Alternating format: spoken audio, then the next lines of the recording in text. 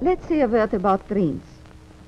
We all have thoughts which we never knew we had. They are too uncomfortable, too incompatible with our adult self to be remembered.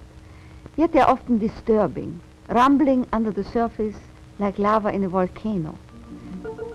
The dream is the royal road to these thoughts, the royal road to the unconscious. This is the story of how Sigmund Freud's ideas about the unconscious mind were used by those in power in post-war America to try and control the masses. Politicians and planners came to believe that Freud was right to suggest that hidden deep within all human beings were dangerous and irrational desires and fears. They were convinced that it was the unleashing of these instincts that had led to the barbarism of Nazi Germany. To stop it ever happening again, they set out to find ways to control this hidden enemy within the human mind.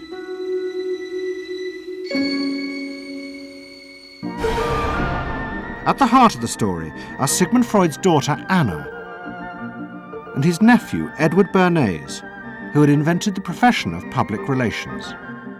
Their ideas were used by the US government, big business, and the CIA to develop techniques to manage and control the minds of the American people.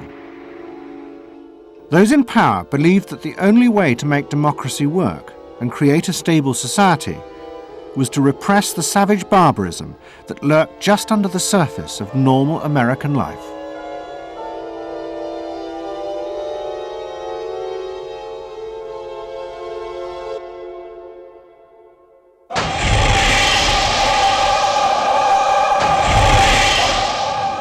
The story begins in the middle of the fierce fighting of the Second World War. As the fighting intensified, the American army was faced by an extraordinary number of mental breakdowns among its troops. 49% of all soldiers evacuated from combat were sent back because they suffered from mental problems. In desperation, the army turned to the new ideas of psychoanalysis.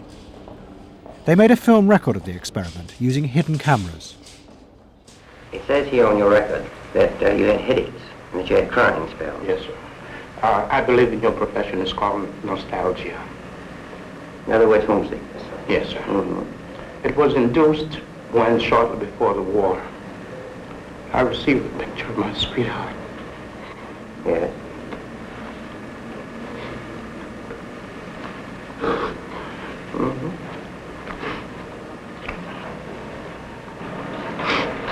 I'm sorry, I can't continue. That's all right. It was the first time that anyone had paid such attention to the feelings and anxieties of ordinary people. At the heart of the experiment were a number of refugee psychoanalysts from Central Europe. They worked with American psychiatrists to guide and shape the project. When I first came to America, I worked in the psychiatric service with soldiers trying to rehabilitate them. And I traveled in the train from the East Coast to the West Coast. I was enormously curious what goes on in all of those little towns that the train is passing. After my years in the army, I knew exactly what everybody was doing in the little towns. Because I saw so many people who came from there, and I understood their aspirations, their disappointments, and so forth. So it was as if somebody invited me to a privileged tour into the inner soul of America. I'm not doing this deliberately, so Of course please you're believe me. not. I do believe you. A display of emotion is sometimes very helpful. I hope so, sir. Sure, it gets it off your chest. Well, sir, to be perfectly honest with you, I'm very much in love with my sweetheart. She has been the one person that gave me a sense of importance, in that through her cooperation with me, we were able to surmount so many obstacles. Take it easy now, just talk to... The psychoanalysts used techniques developed by Freud to take the men back into their past. They became convinced that the breakdowns were not the direct result of fighting. The stress of combat had merely triggered old childhood memories. These were memories of the men's own violent feelings and desires, which they had repressed because they were too frightening. Think deeply. Let's go back. When was it you... To the psychoanalysts, it was overwhelming proof of Freud's theory that underneath human beings were driven by primitive, irrational forces. You want that? World War II was a major shattering experience because I discovered the enormous role of the irrational in the lives of most people. Yeah, that I can say, that I learned that the ratio between the irrational and the rational in America is very much in favor of the irrational. That there is much greater unhappiness, much more suffering, much more. A sadder country than one would imagine it from the advertisements that you get. A much more problematic country. Victory in the Second World War was celebrated as a triumph of democracy. But in private, many policymakers were worried about the implications of the analysis of the soldiers. It seemed to show that underneath every American were irrational, violent drives. What had happened in Germany seemed to bear this out. The complicity of so many ordinary Germans in mass killings during the war showed just how easily these forces could break through and overwhelm democracy.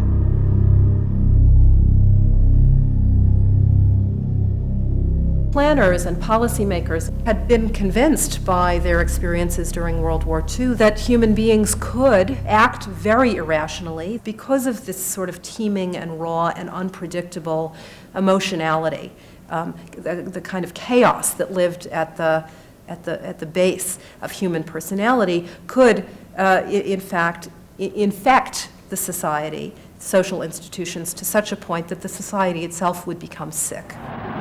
That's what they believe happened in Germany, in which the irrational, the anti-democratic, went wild. It was a vision of human nature as incredibly destructive, and they were terrified that Americans would in fact behave that way, or were capable of behaving that way, and they wanted to avoid a rerun of that. So what is needed is a human being that can internalize democratic values so that they are not shaken with the storm. And psychoanalysis carried in it the promise that it can be done. It opened up new vistas as to how the inner structure of the human being can be changed so that he becomes a more vital, free supporter and maintainer of democracy. The psychoanalysts were convinced they not only understood these dangerous forces, but they knew how to control them too. They would use their techniques to create democratic individuals, because democracy left to itself failed to do this.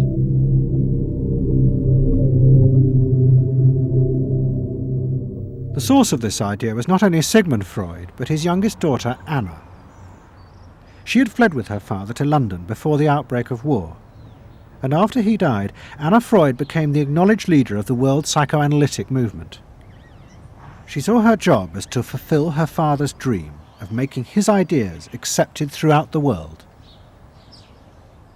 At the center of the Freud movement stood Tante Anna, because she managed to work herself into that position. She was recognized as that, and not just because she was a daughter. She worked on that. She was rather forbidding. She was not, to me, a warm person, not an aunt you could kiss or put your arms around. Not at all. And her whole life rotated around the spreading of psychoanalysis. Freud himself had seen the role of psychoanalysis as allowing people to understand their unconscious drives. But Anna Freud believed it was possible to teach individuals how to control these inner forces. She had come to believe this through analysing children, above all the children of her close friend, Dorothy Burlingham. Dorothy Burlingham was an American millionairess who in the 1920s fled a failed marriage and brought her children to Anna Freud in Vienna. They were suffering terrible anxieties and aggression. But Anna Freud was convinced she could free them from this by changing the world around them. She thought that she could come in and into their environment, essentially, because they were children, you see. They didn't have independent lives of their own. She could go talk to the parents or the mother. She could go to the schools. She could influence their real world, the actual external world, to change their lives and to help them. And to change them as people? I think that was part of what her idea was, is that she felt that she could change them. From her analysis of the Burlingham children, Anna Freud developed a theory of how to help them control their inner drives. She believed that if, as well as psychotherapy, they were also encouraged to adapt to a good family and social environment, then the conscious part of their mind, the ego, would be strengthened in its struggle to control the unconscious. Anna Freud's aim was simply to help the children. But it was always the psychoanalyst who decided what was the right environment and the appropriate behaviour for the children. And often as not, this reflected the social mores of the time.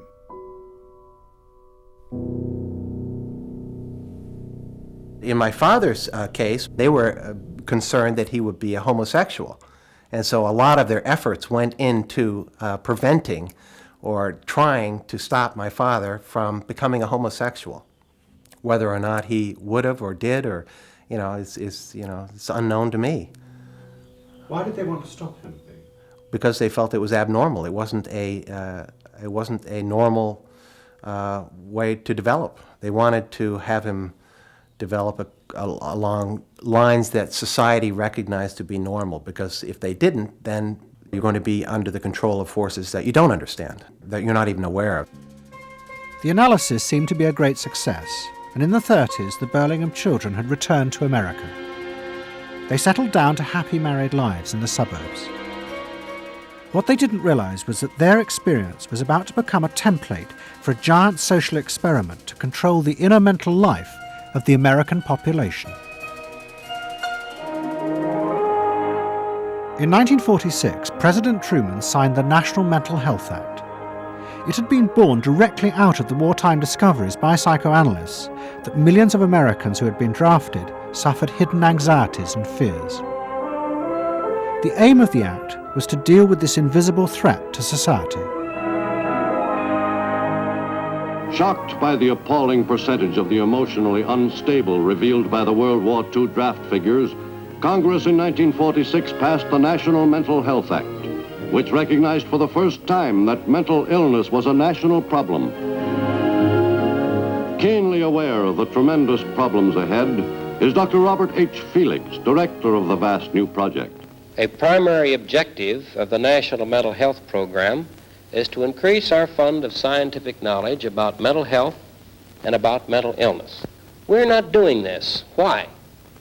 Because there are all too few skilled mental health workers.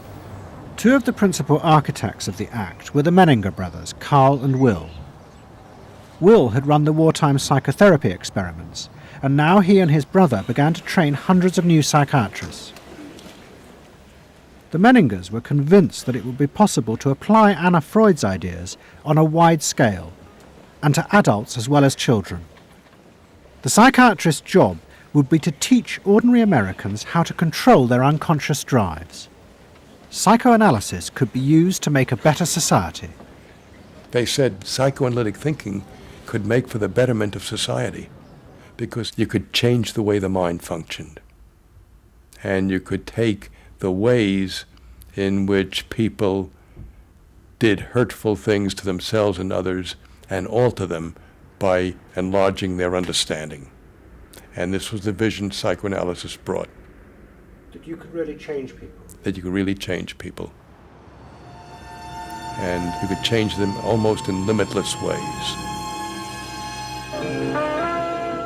In the late 40s, a vast project began in America to apply the ideas of psychoanalysis to the masses. Psychological guidance centres were set up in hundreds of towns. They were staffed by psychiatrists who believed it was their job to control the hidden forces inside the minds of millions of ordinary Americans. Yes, I need something done. I need some help. Did you have any particular teachers that you liked, any sort? I liked all my teachers except one, I remember. What was the trouble with this one? I don't know, she just scared me most of the time. And holler at me and I'd run outside and vomit. I hate my brother. Loathe him. Despise him. At the same time, thousands of counsellors were trained to apply psychoanalysis to marriage guidance. And social workers were sent out to visit people's homes and advise on the psychological structure of family life. Behind all this was the fundamental idea of Anna Freud's, that if people were encouraged to conform to the accepted patterns of family and social life, then their ego would be strengthened. They would be able to control the dangerous forces within them. When your emotions control your actions, it affects not only yourself, but the people around you. And if this sort of flare-up is repeated often, it might lead to a permanently warped personality. You can control the fire of your emotions so that your personality becomes more pleasant. So we expect that someone who's been through that experience to be much more insightful, much more understanding, and a much better regulated person. And what happens to the dog? And regulation includes being able to let go, as it were, to enjoy a football game or a soccer game.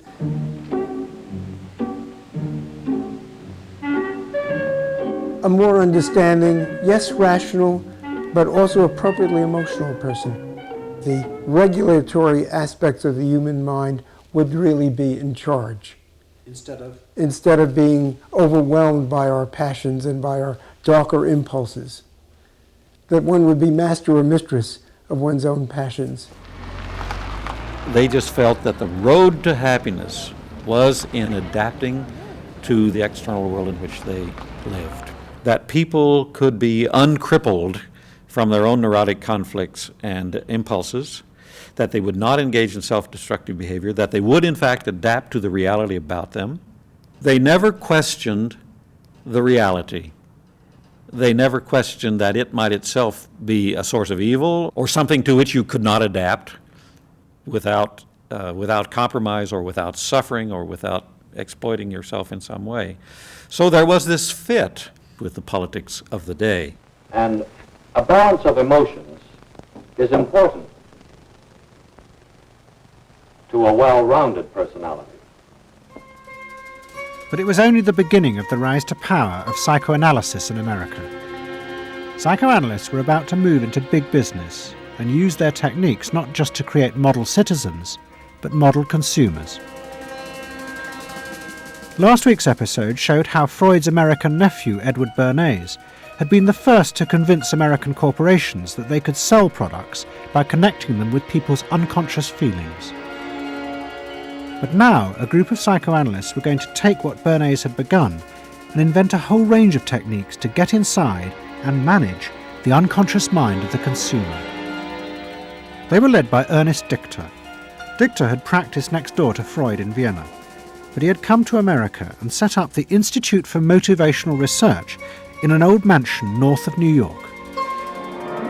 This is the Institute for Motivational Research, a place devoted to the intriguing business of finding out why people behave as they do, why they buy as they do, why they respond to advertising as they do.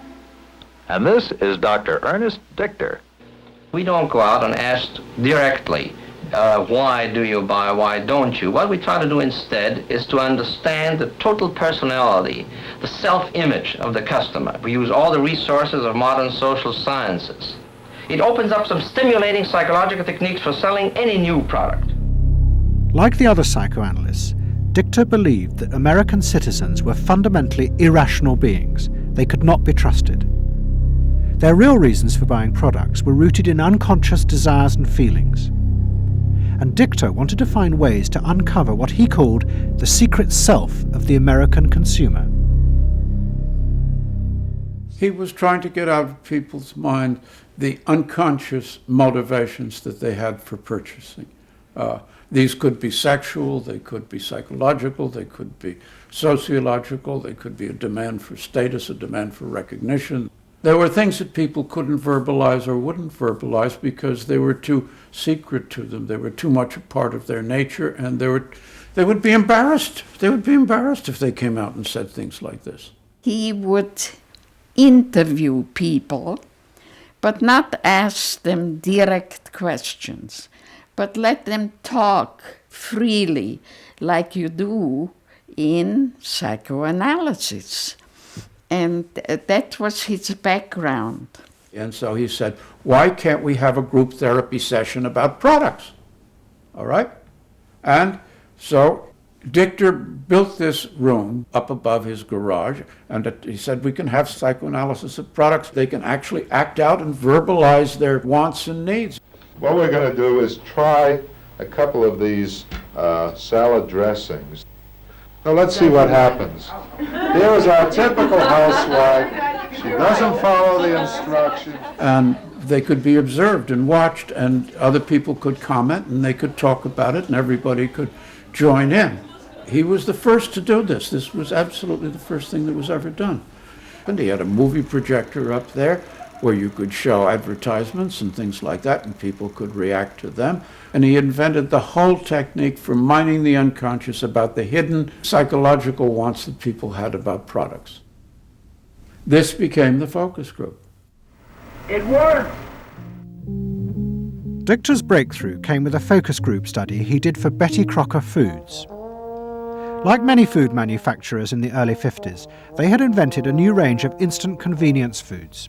But although consumers had told market researchers they would welcome the idea, in fact, they were refusing to buy them. The worst problem was the Betty Crocker cake mix. Dichter did a series of focus groups where housewives free associated about the cake mix. He concluded that they felt unconscious guilt at the new image being promoted of ease and convenience. In other words, he understood that the barrier to the consumption of the product was the housewife's feeling of guilt about using it.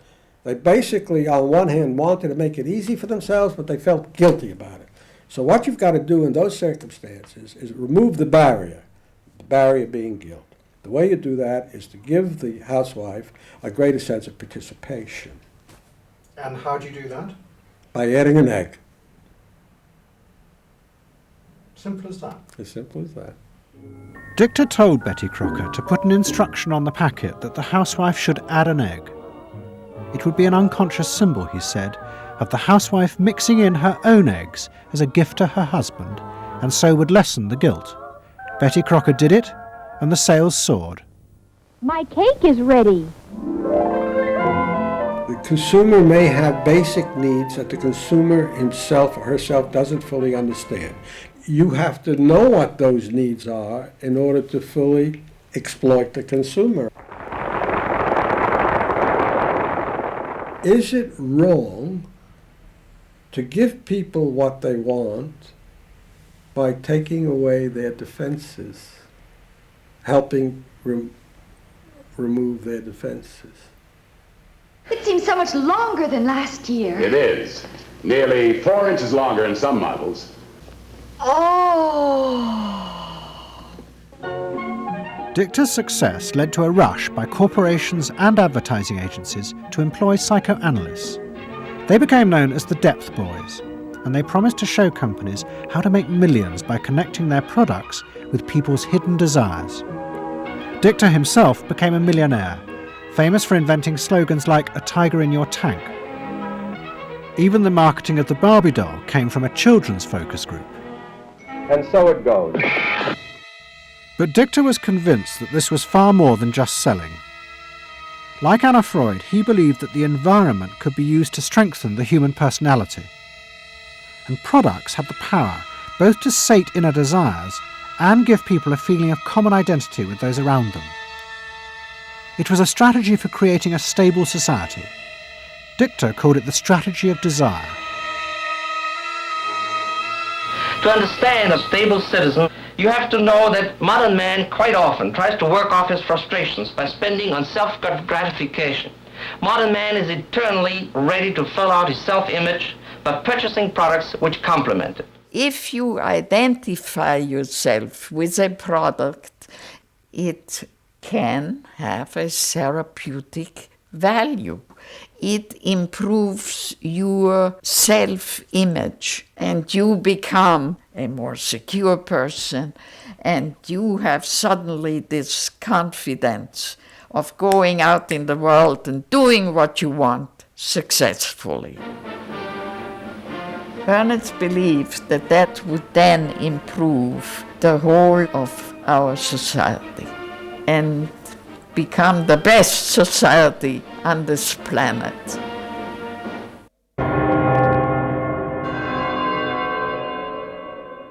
By the early 50s, the ideas of psychoanalysis had penetrated deep into American life. The psychoanalysts themselves became rich and powerful. Many had consulting rooms overlooking Central Park in New York. Politicians and famous writers like Arthur Miller and Tennessee Williams became their patients. They were seeking not just help, but to understand the hidden roots of human behavior. We were sought after. Washington was interested in what we think. You know, the important writers, important politicians were undergoing psychoanalysis. It was, we had waiting lists because there were so many patients that wanted to be analyzed. So it gave us a little bit of a swellhead. And as the psychoanalysts' ideas took hold in America, a new elite began to emerge in politics, social planning, and in business. What linked this elite was the assumption that the masses were fundamentally irrational. To make a free market democracy like America work, one had to use psychological techniques to control mass irrationality. They actually believed that this elite was necessary because individual citizens were not capable, if left alone, of being democratic citizens. The elite was necessary in order to create the conditions that would produce individuals capable of behaving as a good consumer and also behaving as a democratic citizen. They didn't see their activities as anti-democratic, as undermining the capacity of individual citizens for democracy. Quite the opposite. They understood that they were creating the conditions for democracy's survival and future. Anna Freud had never intended that her ideas be used in such a way, but she happily accepted the rise to power of psychoanalysis in America. She remained in England, living with Dorothy Burlingham. On the surface, it was an idyllic life. She and Dorothy had bought a weekend cottage on the Suffolk coast. And in the summers, Dorothy's children came from America to visit with the grandchildren. But underneath, things were going badly wrong. Both Bob and Mabby Burlingham, who Anna Freud had analysed in the 1930s, had suffered personal breakdowns, and their marriages were collapsing. Bob was drinking heavily, and Mabby suffered terrible anxieties.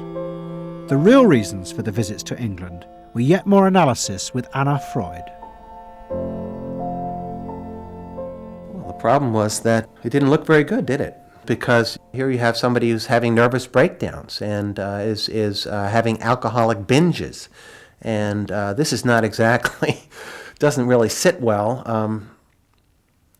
You know, from a humane standpoint, obviously this is not desirable. You know, you want to help these people. But it also had the wider ramifications of everybody in analysis, in analytic circles, knew that Bob and Mabby were guinea pigs. They were the living proof that this was a wonderful process. It was very much swept under the rug. It didn't get out. I mean, these people had such, their power and influence was such that, you know, you were very careful. Anna Freud was a very powerful person, and you were the grandchildren. And she knew a great deal more than you did about what went on in your parents' lives and so forth. It was not something you were going to tangle with, and you were a product of the whole situation. But at the same time, we all knew that something was really out of whack.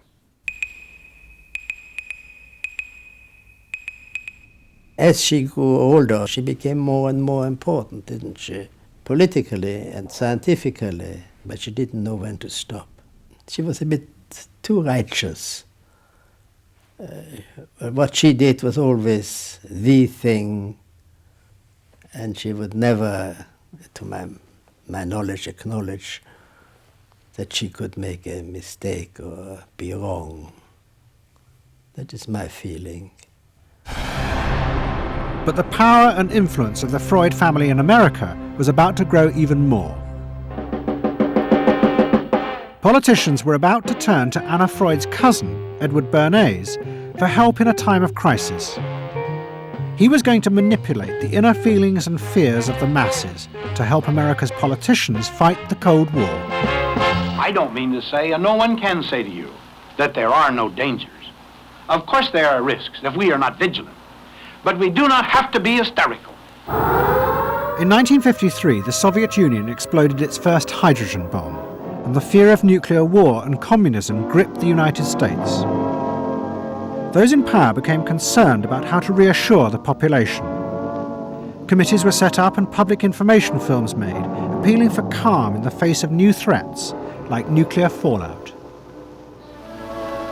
It's the fallacy of devoting 85% of one's worrying capacity to an agent that constitutes only about 15% of an atomic bomb's destroying potential. At this point, Edward Bernays was living in New York. In the 1920s, he had invented the profession of public relations and was now one of the most powerful PR men in America. He worked for most of the major corporations and advised politicians, including President Eisenhower.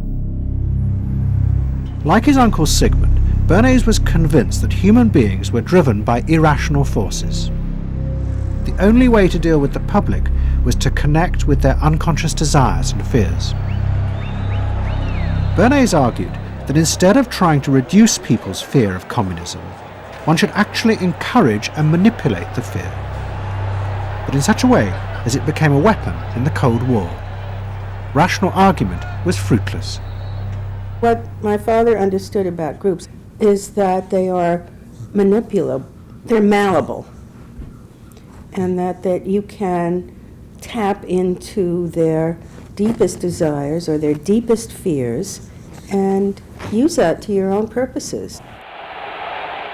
I don't think he felt that all those publics out there had reliable judgment, that they very easily might vote for the wrong man or want the wrong thing, so that they had to be guided from above. One of Bernays' main clients was the giant United Fruit Company. They owned vast banana plantations in Guatemala in Central America.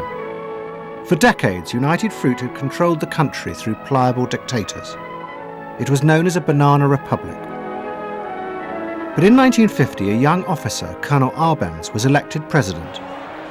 He promised to remove United Fruit's control over the country. And in 1953, he announced the government would take over much of their land. It was a massively popular move, but a disaster for United Fruit, and they turned to Bernays to help get rid of Arbenz. United Fruit brings in Bernays, and he basically understood that what United Fruit Company had to do was change this from being a popularly elected government that was doing some things that were good for the people there into this being very close to the American shore, a threat to American democracy, that it being at a time in the Cold War when Americans responded to issues of the Red Scare and what communism might do, he was trying to transform this and brilliantly did transform it into an issue of a communist threat very close to our shores, taking United Fruit again as a commercial client out of the picture and making it look like a question of American democracy, American values being threatened. In reality, Arbenz was a democratic socialist with no links to Moscow. But Bernays set out to turn him into a communist threat to America. He organized a trip to Guatemala for influential American journalists. Few of them knew anything about the country or its politics. Bernays arranged for them to be entertained and to meet selected Guatemalan politicians who told them that Arbenz was a communist controlled by Moscow. During the trip, there was also a violent anti-American demonstration in the capital. Many of those who worked for United Fruit were convinced it had been organized by Bernays himself. He also created a fake independent news agency in America called the Middle American Information Bureau. It bombarded the American media with press releases saying that Moscow was planning to use Guatemala as a beachhead to attack America. All of this had the desired effect. In Guatemala, the Jacob Arbenz regime became increasingly communistic after its inauguration in 1951. Communists in the Congress and high governmental positions controlled major committees, labor and farm groups, and propaganda facilities. They agitated and led in demonstrations against neighboring countries and the United States. What was profoundly new in terms of what Bernays did is he took this menace to our backyard in Guatemala. For the first time, we saw Reds a couple hundred miles from New Orleans who Eddie Bernays had us believing were a true threat to us, that it was going to be a Soviet outpost in our backyard. But what Bernays was doing was not just trying to blacken the Arbenz regime. He was part of a secret plot. President Eisenhower had agreed that America should topple the Arbenz government, but secretly. The CIA were instructed to organize a coup. Working with the United Fruit Company, the CIA trained and armed a rebel army and found a new leader for the country called Colonel Armas. The CIA agent in charge was Howard Hunt, later one of the Watergate burglars. What we wanted to do was have a terror campaign to terrify Arbenz particularly, terrify his troops, much as the German Stuka bombers terrified the population of Holland, Belgium, and Poland at the onset of World War II, and just rendered everybody paralyzed. As planes flown by CIA pilots dropped bombs on Guatemala City, Edward Bernays carried on his propaganda campaign in the American press. He was preparing the American population to see this as the liberation of Guatemala by freedom fighters for democracy. He totally understood that the coup would happen when the public and the press, when conditions in the public and the press allowed for a coup to happen, and he created those conditions. He was totally savvy in terms of just what he was helping create there in terms of this overthrow. But ultimately he was reshaping reality, reshaping public opinion in a way that's undemocratic and manipulative. On June the 27th, 1954, Colonel Arbenz fled the country, and Armas arrived as the new leader. Within months, Vice President Nixon visited Guatemala. In an event staged by United Fruit's PR department, he was shown piles of Marxist literature that had been found, it was said, in the presidential palace. This is the first time in the history of the world that the communist government has been overthrown by the people. And for that we congratulate you and the people of Guatemala for the support they have given. And we are sure that under your leadership, supported by the people whom I have met by the hundreds on my visit to Guatemala, that Guatemala is going to enter a new era in which there will be prosperity for the people together with liberty for the people. Thank you very much for allowing us to see this exhibit of communism in Guatemala. You're welcome. And for dinner, see what Mother has for dessert. Banana gingerbread shortcake. Just another of the many tempting ways in which this nutritious fruit can be prepared. So now that you've seen where bananas come from before they reach your table, our journey to Banana Land is ended. We hope you enjoyed the trip.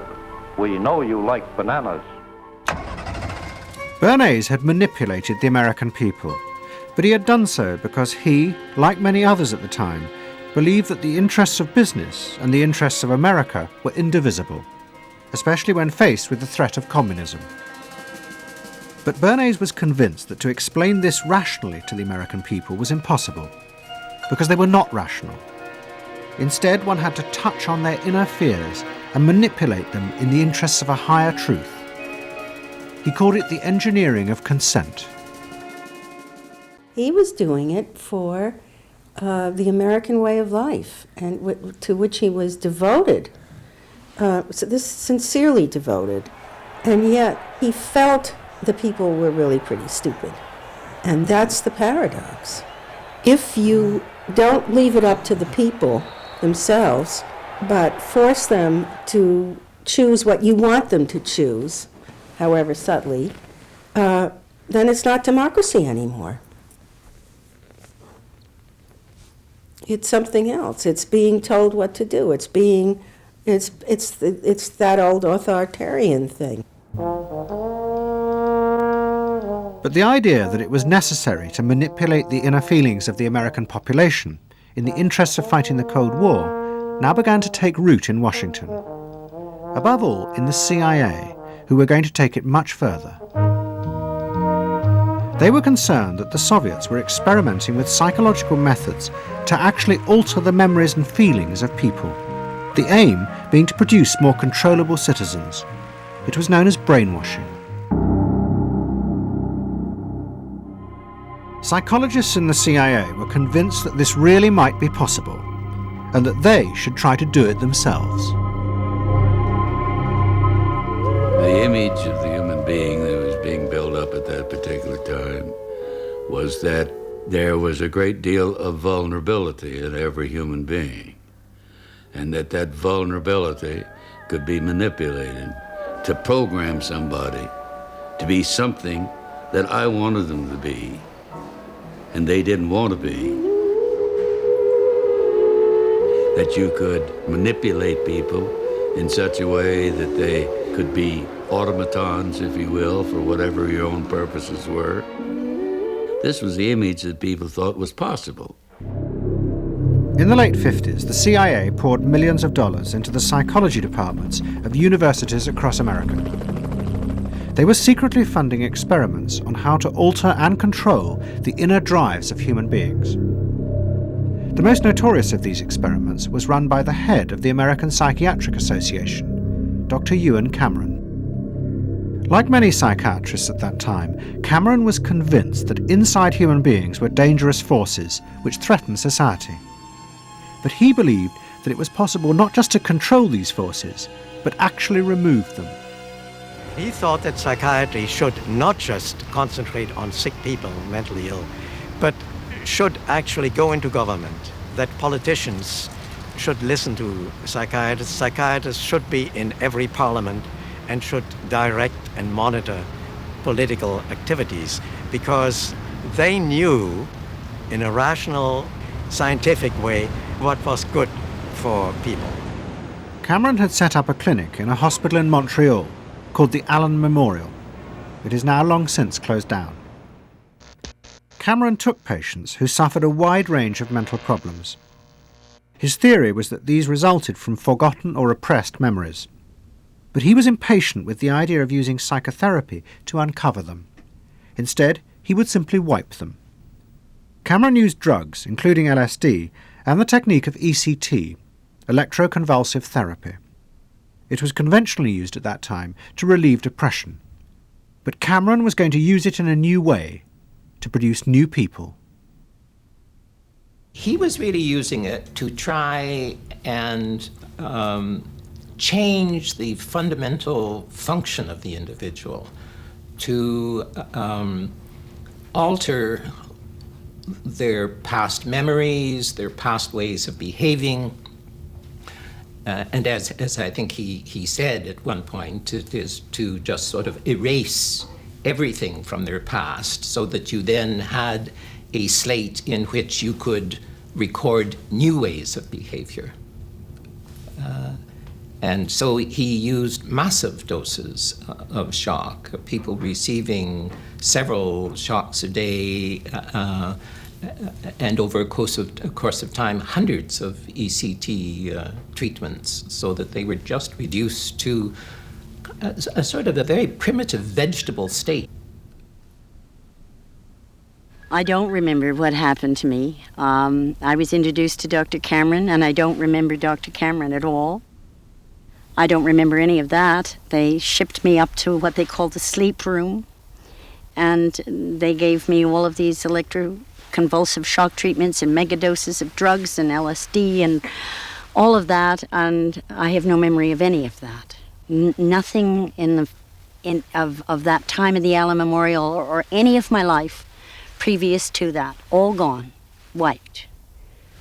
And then, having depatterned somebody or brought them down to where basically nothing but the essential functions of the body were going on in terms of breathing and things of this nature. Then he would begin to feed material into these individuals, positive material, such that the brain would be programmed in a positive way, so that the individual would be completely altered. Then he put these tapes under our pillows called psychic driving. He would then put back into this empty brain a program of whatever sort he decided upon, and the people like myself would wake up another person, I guess. In fact, Cameron's experiments were a complete disaster. All he managed to produce were dozens of individuals with memory loss, and the ability to repeat the phrase, "I am at ease with myself." And it was not an isolated case. Almost all the experiments the CIA funded were equally unsuccessful. Despite their ambitions, American psychologists were beginning to find out how difficult it was to understand and control the inner workings of the human mind. We had been really chasing a phantom, if you will, an illusion, that the human mind was more capable of manipulation from the outside by outside factors than it is. We found out that the human being is an extremely complex thing. There were no simple solutions. But you've just got to bear in mind that these were very strange times. The psychoanalysts had come to power in America because of their theory that they knew how to control the dangerous forces inside human beings. But now the psychoanalysts were about to face a high-profile failure that would lead people to begin questioning the very basis of their ideas. It began in Hollywood. The film industry had become fascinated by psychoanalysis, and Anna Freud was a powerful influence on dozens of analysts in Los Angeles. They treated film stars, directors, and studio bosses. Anna Freud's closest friend was the most sought after of all, Ralph Greenson. And in 1960, the most famous star in the world turned to Greenson for help. Marilyn Monroe was suffering from despair and had become addicted to alcohol and drugs. Well, when I walked in to dinner, here was Marilyn Monroe. And I'd made a picture with her called All About Eve. This is dinner at Ralph Greenson's. Yes. And the only thing was that Ralph was trying to show her, Romy, I never called him Ralph in my life. Romy was trying to show her that the way a family life ought really to be. So we were walking the dog after us. I said, "What the hell are you doing here?" I said, "You never asked me to dinner." And he said, "You weren't that sick." And I said, "Oh, no." He said, "The point is just this child has no frame of reference. In other words, she doesn't know what the goal is." What Greenson did was follow Anna Freud's theory. If Marilyn Monroe could be taught to conform to what society considered a normal pattern of life, that would help her ego control her inner destructive urges. But Greenson pushed it to an extreme. He persuaded Monroe to move into a house nearby that was decorated like his own. He then took her into his own family life, and he, his wife, and his daughter played at being Monroe's own family. Greenson himself would become the model of conformity. And so this someone whom she regarded as important and whom she idealized, if he turned out to be a very gratifying father figure, her ego would benefit from that. That was the theory. His wife and children, everyone was involved, you know. They were strengthening the person. They were strengthening the mind. They were strengthening the agent that controls inner life against adversity, against insufficiency, against too much frustration. So that Marilyn Monroe would no longer be a helpless person looking for love. She'd have enough love. But despite all his efforts, Greenson was unable to help Marilyn Monroe. On August the 5th, 1962, she committed suicide in her house. The suicide shocked many in the analytic community, including Anna Freud. And high-profile figures in American life, who had previously been enthusiasts for psychoanalysis, now began to question why psychoanalysis had become so powerful in America. Was it really because it benefited individuals? Or had it in fact become a form of constraint in the interests of social order? The critics included Monroe's ex-husband, Arthur Miller.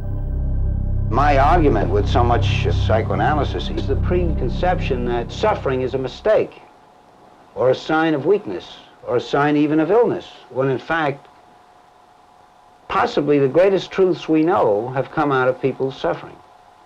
That the problem is not to undo suffering or to wipe it off the face of the earth, but to make it inform our lives, instead of trying to cure ourselves of it constantly and avoid it. And avoid anything but that lobotomized sense of what they call happiness.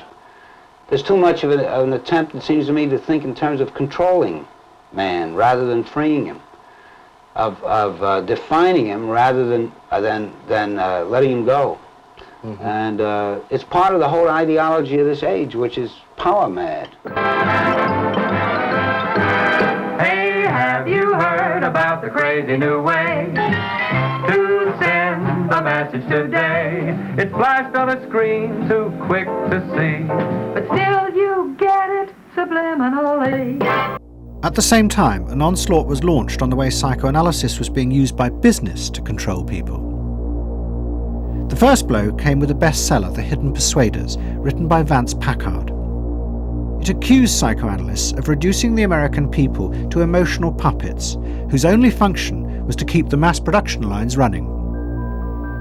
They did this by manipulating people's unconscious desires to create longings for ever new brands and models.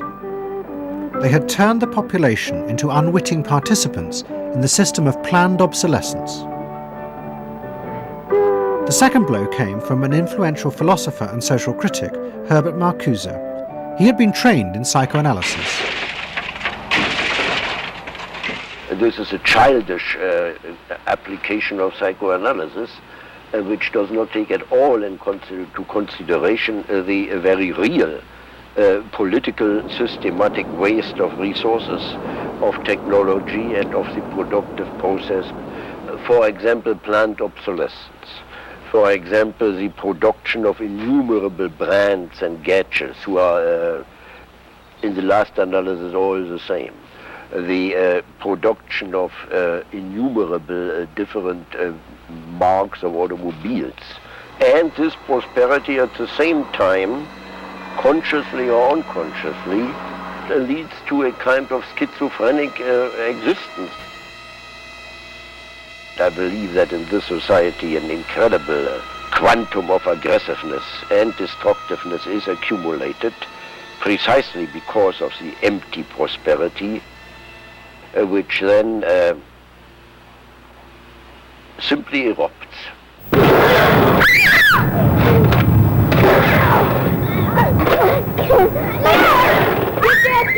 Marcuse's argument was not simply that psychoanalysis had been used for corrupt purposes. It was more fundamental. Marcuse said that the very idea that you needed to control people was wrong. Human beings did have inner emotional drives, but they were not inherently violent or evil. It was society that made these drives dangerous by repressing and distorting them. Anna Freud and her followers had increased that repression by trying to make people conform to society. In so doing, they made people more dangerous, not less. Marcuse challenged that social world, and he said that's a world that should not be adapted to. And in fact, what the individual was adapting to was corrupt and evil and corrupting. In other words, he switched the source of evil from inward conflict to the society itself. That the sickness of society lay at the societal level, not at the sickness of human beings in it. And if people did not challenge that, then they were, in fact, submitting to evil. Modern psychology has a word that is probably used more than any other word in psychology. It is the word maladjusted. It is the ringing cry of modern child psychology, maladjusted. Now, of course, we all want to live the well-adjusted life in order to avoid neurotic and schizophrenic personalities. But as I move toward my conclusion, I would like to say to you today, in a very honest manner, that there are some things in our society and some things in our world for which I'm proud to be maladjusted. And I call upon all men of goodwill to be maladjusted to these things until the good society is realized. I must honestly say to you that I never intend to adjust myself to racial segregation and discrimination. I never intend to adjust myself to religious bigotry. I never intend to adjust myself to economic conditions that will take necessities from the many to give luxuries to the few and leave millions of God's children smothering in an airtight cage of poverty in the midst of an affluent society. The political influence of the Freudian psychoanalysts was over. Instead, they were now accused of having helped to create a repressive form of social control. Anna Freud and Dorothy Burlingham lived on in Sigmund Freud's old house in London. In 1970, Dorothy's son Bob died of alcoholism. And in 1973, his sister Mabby returned for yet more analysis with Anna Freud. She went back for more analysis. She was living at 20 Maresfield Gardens in the Freud house, as I guess she did when she wasn't with her husband, and she committed suicide. She took an overdose of sleeping pills. In Freud's own house? In Freud's own house, right.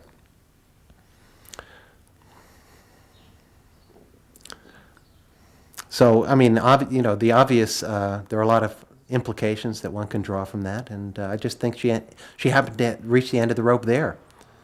Although it would seem to be a very pointed act. Obviously, suicide is a very politicized act, and to do it in Sigmund Freud's own house is certainly different from doing it in Riverdale back in New York.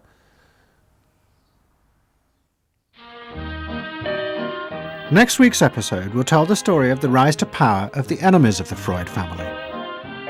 They believed that the way to build a better society was to let the self free.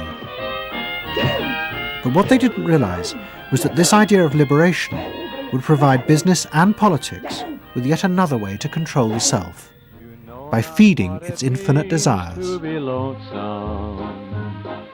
You know not what it means to be blue. Someday you'll realize and pay for all those lies, then you'll know what it means to be blue.